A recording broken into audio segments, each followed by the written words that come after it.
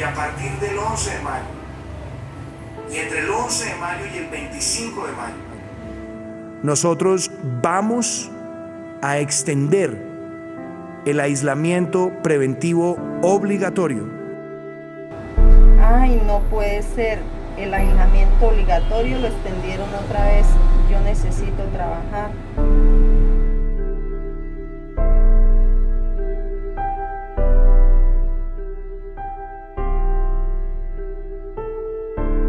Me siento saturado por tanta información del COVID. Ya no hay más noticias del medio ambiente ni de corrupción. Ya estoy estresado, estoy harto. El tema del COVID-19 nos ha afectado a todos, lo cual nos tiene un poco estresados. Además, la información que transmiten los medios de comunicación altera un poco más los niveles de ansiedad. Realmente me siento aturdida, me siento en una burbuja, sin salida, en una situación que pues cada día desde que inició ha paralizado como el tiempo, ¿sí? Y pues que se ven algunos casos o se ve el aumento en enfermos, en contagiados, pero me lleva mucho a pensar a sentir incertidumbre de saber qué va a pasar a futuro con nuestras vidas. Es importante que además de informar sobre la pandemia y la situación crítica en la que se encuentra el mundo, no se centre en eso, no se queden ahí. Informe otros problemas sociales que el colombiano necesita saber y necesita conocer. Además, por salud mental, es importante dar un respiro también, ¿no? Y que la gente conozca la verdadera situación del país, de un país como Colombia.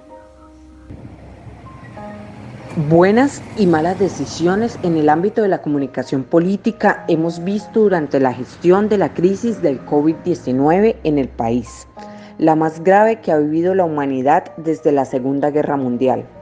Esta es una crisis inédita. Hasta hace 5 meses ni siquiera era un riesgo y apenas hace 3 meses empezamos a tomarla en serio. El manejo que se le da a una pandemia, a una turbulencia global como la que estamos viviendo, es ya de por sí una condición de manejo político. ¿Y cómo se debe comunicar? Creo yo, se debe comunicar desde una autoridad que represente y genere confianza, genere empatía, es decir, la capacidad de ponernos en el lugar del otro.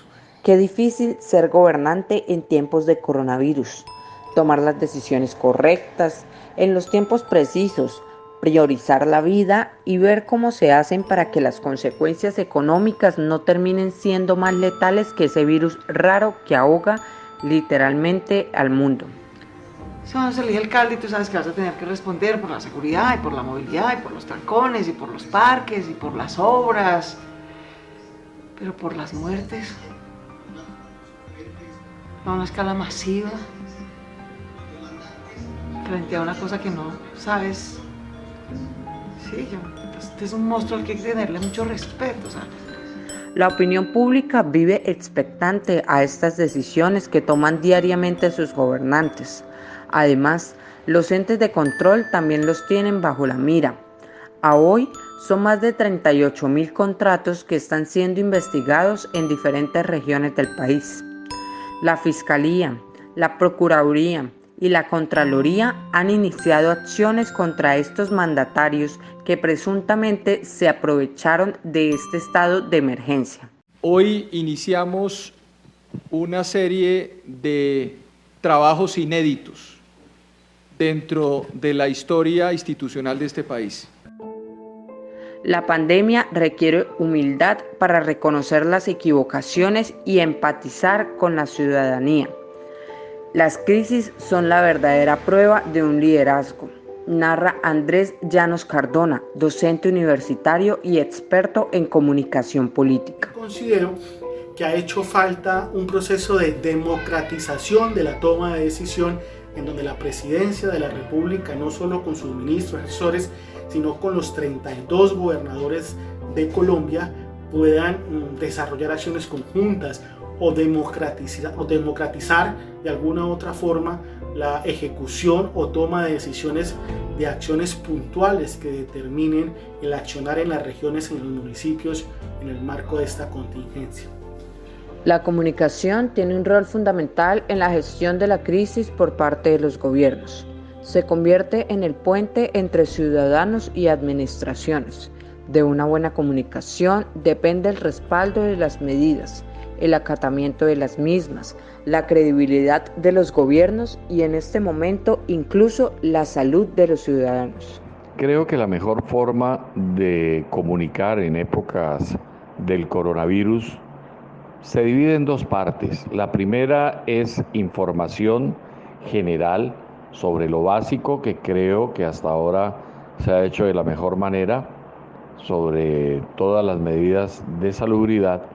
Y la segunda es toda la parte de información de especialistas. Es muy necesario que los especialistas siempre estén hablando en medio de una pandemia. Toda la comunicación política que responde a la institucionalidad del Estado a través del nivel jerárquico nacional, departamental o regional debe comunicarse fundamentados en el actuar de los funcionarios o servidores públicos que a través de las leyes, decretos o acuerdos norman las diferentes acciones que se deben tomar en el territorio.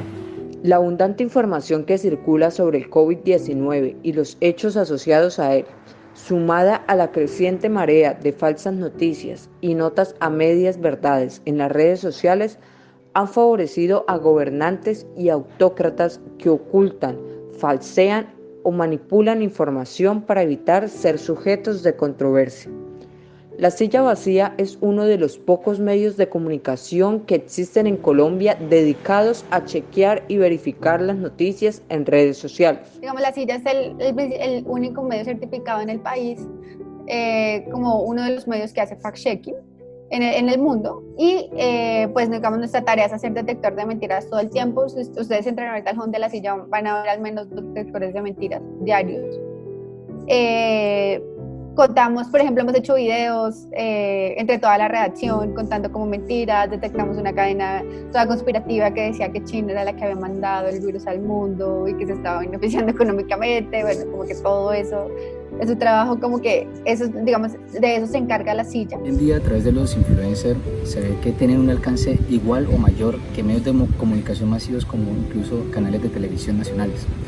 Es por ende que las administraciones municipales y gubernamentales no solamente deben usar sus medios de comunicación de redes oficiales, sino el periódico, la radio, la televisión, para poder combatir esas difamaciones o esos mensajes que realmente no son debidos o adecuados que pueden malinterpretar la ciudadanía.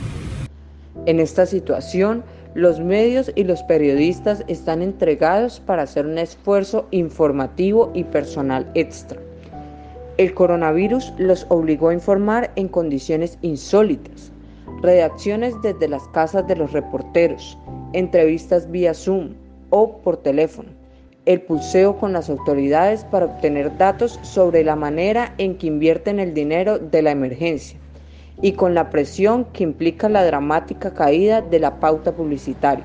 El rol que debemos jugar los medios de comunicación tiene que estar relacionado con desmenuzar, con explicar, con desglosar esas decisiones que están tomando nuestros gobernantes y llevarlas en un lenguaje cercano, en un lenguaje claro, en un lenguaje popular, para que los ciudadanos entendamos esas decisiones, el impacto que tienen esas decisiones, no solo en este momento, sino cómo nos pueden afectar a futuro. Digamos, muy al inicio, el tema se empezó a hablar en términos de curvas, de tasas de contagio, se volvió muy famoso el tema de aplanar la curva, pero la gente en realidad no entendía qué era eso, ¿sí? Entonces, pues digamos, desde La Silla Vacía lo que hicimos fue traducir y empezar como a contar y aterrizar, digamos, en la vida real lo que estaba pasando.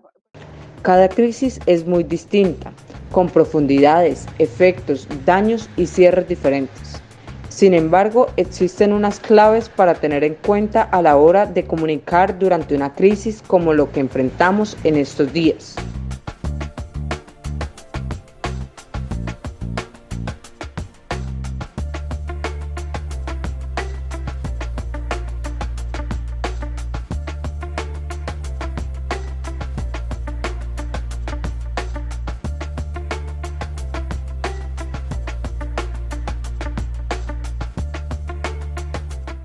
El SARS-CoV-2, causante de la enfermedad COVID-19, ya ha sido diagnosticado en más de 20.000 personas en todo el territorio nacional y hasta el momento ha dejado un aproximado de 500 muertes.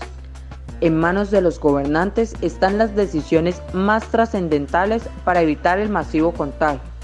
La buena comunicación con los ciudadanos permitirá ser más efectivas esas medidas que han adoptado. Lo que necesitamos es una información, lo repito, que nos permita tomar decisiones, que ponga en el centro el cuidado de la vida y el autocuidado, que en esta flexibilización de la cuarentena nos devuelve una enorme responsabilidad, pero también, no solo a la ciudadanía, sino también al Estado y al gobierno en su conjunto.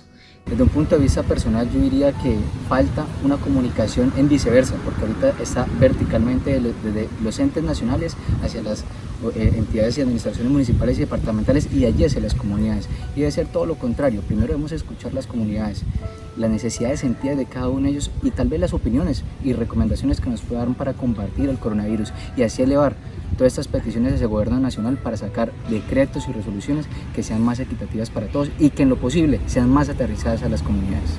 Yo creo que estrategias como la de la música, los videos a través de los demos, son unas alternativas muy importantes y agradables tanto para grandes y población infantil, para que la información llegue de una manera más agradable, con entretenimiento. Por otra parte, los medios de comunicación tienen el deber de seguir informando, contrastando y mostrando la realidad de lo que vive diariamente los habitantes. Los medios de comunicación tenemos que asumir ese reto de seguir informando, de seguir entregando las cifras, en este caso, de fallecidos, de contagiados, y aquí es donde viene lo importante, también de recuperados. A veces nos quedamos más en ahondar en la crisis que de pronto destacar las cosas buenas. Hay alternativas, hay que ser muy creativos, hay que buscar las formas de presentar una información que ayude también a generar tranquilidad. Básicamente los medios lo que han hecho es más diversificar su contenido. Entonces es como, además de informar sobre lo que está pasando en el COVID, también dicen como, y para salud mental, y con sus mascotas, sí, ese tipo de cosas. Incluso en la silla hemos hecho ejercicios de futurología, que eso es chévere, es otra manera de mirar el COVID, y entonces es como que expertos nos cuenten cómo ven el mundo después del COVID. Eso digamos como que, bueno, yo creo que alivian la carga de los datos secos y muestra otras perspectivas. No se puede confundir informar o comunicar fenómenos o acontecimientos en donde la salud se encuentre afectada a construir mensajes informativos mediados por la interdisciplinaridad que le permita a nuestras audiencias tener conocimientos en el marco de la enseñanza y aprendizaje que les permita tener una contextualización mucho más profunda, seria y objetiva de lo que se está viviendo en el marco del COVID-19. Todos los ciudadanos debemos tomar conciencia de que este virus no es un juego, que llegó para cambiar nuestros estilos de vida y que ahora debemos reinventarnos en nuestras formas de convivir en este mundo enfermo de tantos males.